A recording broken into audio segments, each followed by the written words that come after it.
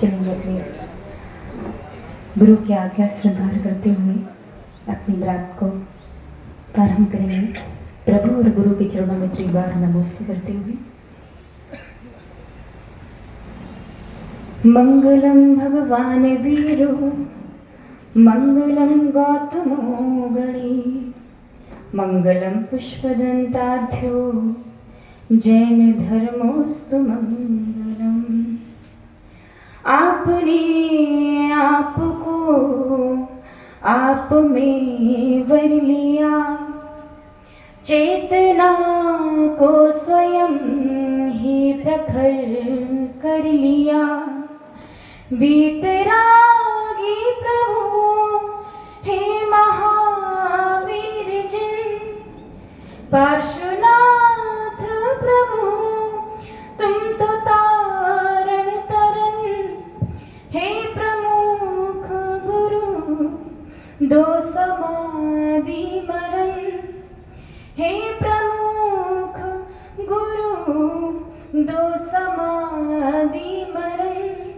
हे प्रमुख गुरु दो समाधि मरण। वंदित सब सिद्धे धूमचन मणोगदिम पते, वोक्षामि समय पाहुर मिलमो स्वे केवली भणियम। बोले अनंतानंद सत परमेश्वर भगवान की, प्रथम तीर्थंकर श्री आदिनाथ भगवान की, श्री शांतिनाथ भगवान की, 1000 श्री नेमीनाथ भगवान की, उनके मोक्ष कल्याण की, चिंतामणि पार्श्वनाथ भगवान की, अंतिम तीर्थंकर भगवान महावीर स्वामी की, 2400 तीर्थंकर भगवान की, आचार्य श्री शांति सागर जी महाराज की, आचार्य श्री विमल सागर जी गुरुदेव की, परम पूज्य गणाचार्य आचार्य श्री 108 पशुधन सागर जी गुरुदेव की, परम पूज्य अहिंसा तीर्थमेता आचार्य गुरुदेव 108 साक्षात प्रार्थना प्रमुख सागर जी गुरुदेव की, अहिंसा में विश्व धर्म की, समस्त आचार्य संघ की।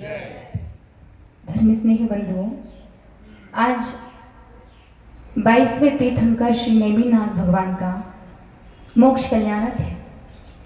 नेमिनाथ भगवान बने कैसे, उन्हें तीर्थंकर प्रकृति का बंध कैसे किया, ये आपको जानकारी होगी शायद। जो हरिवंश पुराण में लिखा है कि जब वो अमित तेज और अमित वेग दो मुनिराज जब दीक्षा लेकर निकले तो उन्होंने उनके पूर्व भव कहे। सबसे पहले उनका भव, बहुत सारे भव थे, जो शुरुआत के हैं वो आपको बता देते हैं कि अपराजित एक राजा हुए, जो होने वाले आगे तीर्थंकर हैं, हो चुके हैं। अपराजित राजा जिन्होंने अपना पूर्व भव पूछा कि भगवान मैं अपने भव में आगे क्या करूँगा, तो श्री जिनेंद्र स्वयं प्रभु जिनेंद्र ने कहा कि आप अपने इस भव से 5वें पूर्व भव में आप तीर्थंकर प्रकृति का बंध करेंगे और इस हरिवंश में आप, ये महावंश है जिसमें आपका जन्म होगा। तो पहले अमित तेज ने और अमित वेग ने उन्होंने पूछा, वो मुनिराज बनकर निकल गए, उन्होंने उनके पूर्व भव बोले। पूर्व भव के बाद उनका अगला भव मुनिराज बनकर राजा जो अमित तेज थे, राजा अपराजित उन्होंने अपने पूर्व भव पूछकर और उन्हें वैराग्य की उत्पत्ति हुई, अपने पुत्र को राजभार देकर वो वन में दीक्षा लेने के लिए चले गए और उन्होंने वहां पर 22 सागर की आयु अहमेंद्र देव पर प्राप्त की और जाके वो अहमेंद्र देव बने। वहां से चलकर उनका जन्म एक नगर में हुआ और वहां के वो राजा सुप्रतिष्ठित कहलाए। जो नेमिनाथ थे वो अपनी पिछली पर्याय में सुप्रतिष्ठित राजा कहलाए और उन्हें भी वैराग्य की उत्पत्ति हुई और उत्पत्ति होने के बाद उन्होंने सिंह निष्क्रिय व्रत जो उत्कृष्ट है उसको किया और सर्वतोभद्र एक उपवास है जिसमें हरिवंश पुराण में बहुत सारे उपवास दे रखे। उन सबको, उन उपवासों के कारण उन्होंने 16 कारण भावनाएं भाई और राजा सुप्रतिष्ठित की पर्याय में उन्होंने तीर्थंकर प्रकृति का बंध किया और तीर्थंकर प्रकृति बंद करने के बाद वो जाकर देव बने और देव से आकर माँ कौन थी उनकी, नेमिनाथ की माँ का नाम शिवा देवी के यहाँ उनके घर में अवतार लिया। और एक पूरी 5 कल्याण की कहानी आपको तो पता ही है कि नेमिनाथ भगवान और श्री कृष्ण दोनों कौन थे? भाई, चचेरे भाई। यानी नेमिनाथ भगवान उनके बड़े पापा बोल सकते समुद्र विजय। 10 भाई थे और अंतिम भाई उनके वसुदेव। तो वसुदेव के पहले नेमिनाथ श्री कृष्ण हो गए। उसके बाद नेमिनाथ का जन्म हुआ। पहले श्री कृष्ण का जन्म हुआ, फिर नेमिनाथ का जन्म हुआ। और नेमिनाथ उनके ही वंश में नारायण, बलभद्र और तीर्थंकर तीनों ऐसी महान विभूतियों का हरिवंश में उनका जन्म हुआ। तो हरिवंश की उत्पत्ति मुनि सुव्रतनाथ भगवान के समय से हुई है। वहां से चलते चलते फिर उनके वंश में नेमिनाथ भगवान का भी यादव वंश, वहां पर उनका जन्म हुआ। और वहां पर उन्होंने वहां बड़े हुए और श्री कृष्ण के साथ उन्होंने युद्ध भी किया, जिसमें वो खड़े रहे, युद्ध नहीं किया। युद्ध किया जब नारायण प्रति नारायण के युद्ध में वो वहां उपस्थित थे, नेमिनाथ भगवान। तो ऐसे नेमिनाथ भगवान की कथा हम गुरु के मुख से भी सुनेंगे। और बस हम इतना ही कहना चाहेंगे, आज उनके मोक्ष कल्याण का दिन है। आज इतनी धन्य हो गई कि आज के दिन भगवान नेमिनाथ का निर्वाण हुआ। यानी निर्वाण आप समझते हैं कि निर्वाण लाडू आपने चढ़ाया है और गिरनार पर्वत से मोक्ष गए। आज से बहुत से श्रावक नेमिनाथ के लिए गिरनार पर्वत पहुंचे हैं। वहां से कितने सारे लोग श्रावक इतनी मुश्किल से अब अपने ऊपर है कि कितनी भक्ति दिखाकर हम नेमिनाथ का स्थान हम ले सकते हैं। ऐसी भावना भाई कि हम तो यहाँ बैठे, लेकिन जो वहाँ गए हैं उनका क्या विचार, उनको भी डर लग रहा होगा कि वहाँ पर भी ऐसे लोग हैं जो कुछ भी कर सकते हैं। तो भगवान से ये प्रार्थना करें कि वो स्थान हमारा हो जाए।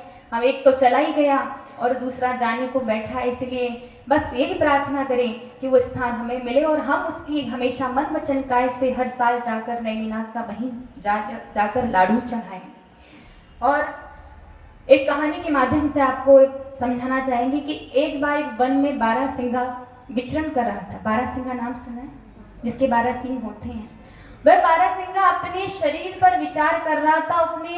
उसने अपने सुंदर सिंहों को देखा और उन सिंहों को देखकर बहुत गर्व महसूस कर रहा था। उसे बहुत अहम भाव आ गया कि मेरे सिंह कितने सुंदर हैं और इसमें किसी भी पशु के नहीं हैं। और जैसे उसकी नजर उसके पैरों पर गई तो वो घृणा से भर गया कि मेरे पैर कितने बदसूरत हैं, मेरे सिंह तो कितने सुंदर हैं, लेकिन पैर उसके अच्छे नहीं लग रहे थे उसके मन को। और उसी समय वहां पर एक पकड़ने वाला शिकारी वहां पर पहुंच गया। शिकारी वहां पर आया अपने तरकस लेकर, धनुष्वाण लेकर। वहां जैसे उसने देखा और वो घबराया और बारहसिंगा वहां से भागता रहा और एक स्थान पर जाकर रुक गया। और रुकने के बाद उस स्थान पर देखा एक मुनिराज बैठे हैं।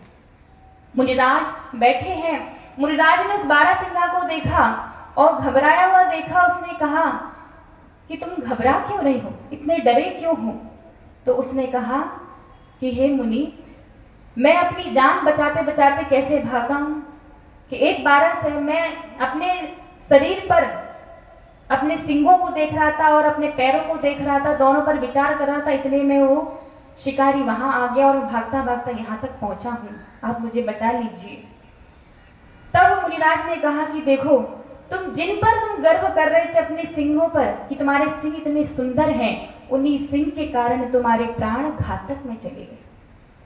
उन्हीं सिंहों से ये तुम्हारे प्राण घातक सिद्ध होने वाले थे। और जिन पैरों से तुम उन पर घृणा कर रहे थे, उन्हीं पैरों के द्वारा तुम्हारी जान बची। तो वहां से भागकर यहाँ तक आई। ऐसी हमारी कहानी है। हम अपने शरीर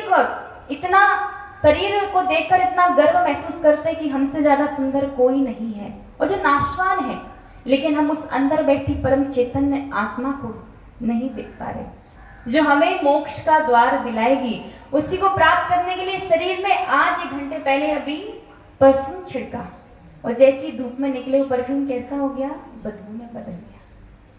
नाशवान है, फिर भी हम कितना गर्व करते हैं दूसरों को नीचा दिखाने के लिए कितने कितने प्रयास करते हैं, लेकिन ये नीचा आपको नीच गति में ले जाएगा, नीच गोत्र का बंध कराएगा। और नीच गोत्र का बंध अच्छा है या बुरा? किसको जन्म लेना है नीच गोत्र में, नीच गति में? किसी को नहीं लेना, पता है, लेकिन फिर भी अच्छे काम, अच्छे व्रत नियम लेने से डरते हैं। उपवास करेंगे तो बीमार पड़ जाएंगे, मंदिर जाएंगे, अरे क्या रखा मंदिर में, 1 घंटा बस भगवान के सामने भगवान को परेशान करते रहो। ये सब चीजें सोचने के बाद वो अपना कल्याण नहीं कर पा रहे हैं। और साक्षात आचार्य परमेष्ठी आपके इस कोलकाता नगरी में आए हैं और जरूर इनका लाभ लेना है।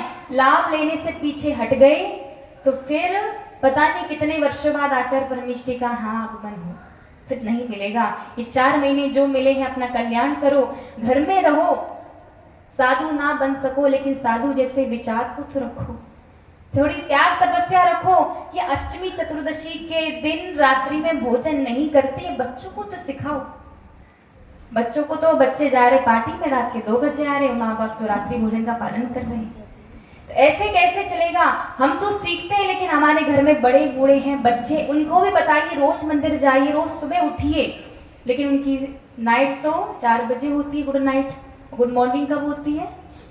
शाम को होती है। तो कैसे कैसे काम चलेगा? लेकिन यहाँ के बच्चे तो दिखाई नहीं दे रहे, बड़े ही दिखाई दे रहे। तो बड़ों से कहना चाहेंगे कि उम्र जो है अपनी कब पूरी हो जाए, कब अंतिम सांस लेनी पड़ जाए, तब तक एक अपने जीवन में विचार रखें कि मेरे जीवन का अंत हो तो मेरे सामने एक संत हो। तो ये जीवन का अंत एक संत के सामने में करना है, यही प्रयास करना है। भगवान नेमिनाथ तो मोक्ष चले गए, उनके जीवन से हमने शिक्षा भी ले ली लेकिन आचरण में नहीं उतार पाई, उनको धारण ही नहीं कर पाए। इसलिए धारण करो और अपने जीवन को आगे बढ़ाओ। आगे कैसे बढ़ेगा? चलने से आगे नहीं बढ़ते हैं। कैसे आगे बढ़ते हैं? चल दिए 100 किलोमीटर चले गए, आगे बढ़ गए क्या? इससे कैसे आगे बढ़ोगे? अंदर अपनी कषायों में मंदता लानी पड़ेगी, कषाय कम करनी पड़ेगी। जो है सो है, दूसरों को एडवाइस नहीं देना, जो मांगे उसी को बोलना। घर में है फालतू बैठे दादा दादी, क्या करें? बेटा को टोकते हैं, बहू को टोकते हैं, टोकना शुरू हो जाता है। ये नहीं चाहते कि जाके प्रवचन सुने और अपने जीवन में कुछ व्रत नियम को, संयम को धारण करें और घर में जाके स्वाध्याय की 4 बातें करें। लेकिन वो 4 बातें किसमें हो जाती है? टोल में चली जाती है, टिप्पणी देने लग जाते हैं। तो ऐसे जिनकी उम्र 50-60 साल की ऊपर हो गई है, वो तो दादा दादी अपने कल्याण के बारे में सोचें और अपना कल्याण करें। 1 सुखी, 2 दुखी, 3 में झगड़ा, 4 में लफड़ा, गुरुदेव कहते हैं 5 में जिंदगी गाड़ी खटारा हो जाती है। तो इसीलिए घर से निकलने के लिए, अकेले होने के लिए, सुखी होने के लिए पहले खुद को अकेला करना पड़ेगा। घर में रह के कल्याण होने वाला नहीं है। होता तो हम नहीं निकलते, गुरुजी मुझे खींच के नहीं लाते, चलो बेटा कल्याण करना, आगे चलना है। तो आप लोग, हमारी उम्र में आप बहुत फर्क है, तो आप लोग चाहकर भी सब कुछ सुख सुविधाएं भी, तो भी आप निकल नहीं पा रहे हो।